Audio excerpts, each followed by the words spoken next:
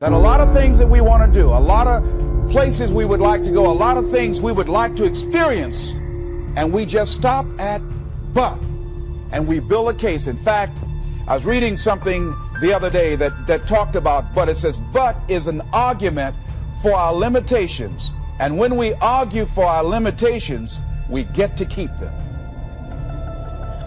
See, but will cause you to procrastinate, but will cause you to hide out behind fear, but will cause you to come up with all type of excuses that you can validate your inaction and not acting on your dream. And right now, more than ever, people need to look for ways to live their dream. People need to look for ways to make it on their own. There is no such thing as job security. There's no such thing as a storm-proof or tragic-proof life. There are no guarantees today, ladies and gentlemen. The illusion is gone. There was a time when we graduated from high school, you were told, go to college and get out, and you go and work for a corporation for 30 or 40 years. They'll give you a gold watch and you'll retire.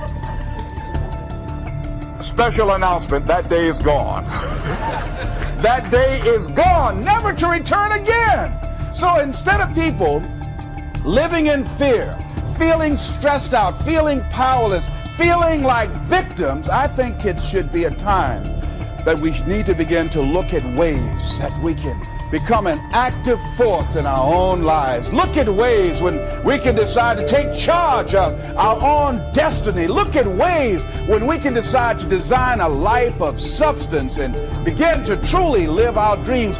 And it's time for people to decide, I'm ready to get on with my life. Shake somebody's hand on your right and left. A guy named Bob May said, don't let nobody turn you around. Do that right quick.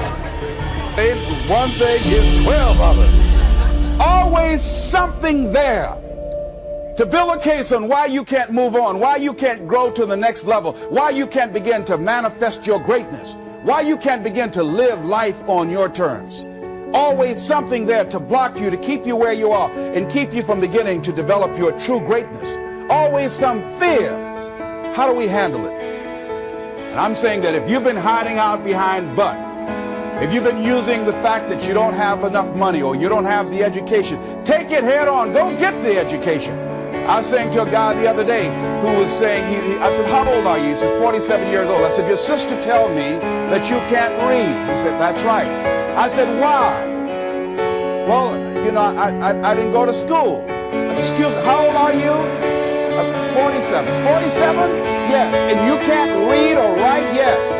Have you ever heard of adult school, adult education? Have you decided that you should learn how to read to begin to expand your world? Why are you using that as a racket? Why don't you decide now that you're going to expand your world? That if other people can learn, you can learn too. Well, it's hard for me. Have you been and sit in a class yet? Have you signed up yet? No, I haven't.